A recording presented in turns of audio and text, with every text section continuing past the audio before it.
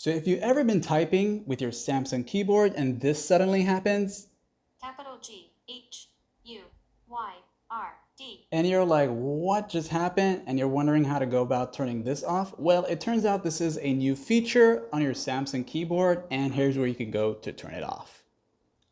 You'll want to start by using the quick panel access, tap on the settings icon here. Then from here on, go all the way down to general management. All right, so to avoid confusion, do it that way.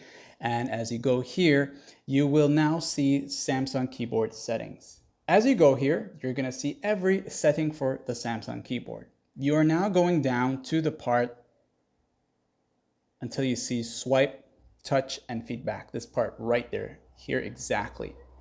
As you're here now, when you tap on that one time, you're gonna see all these options and you will see speak keyboard input allowed, okay?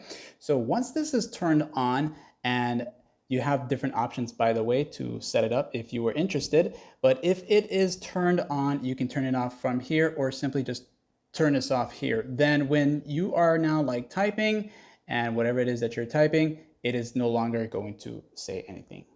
Like and sub.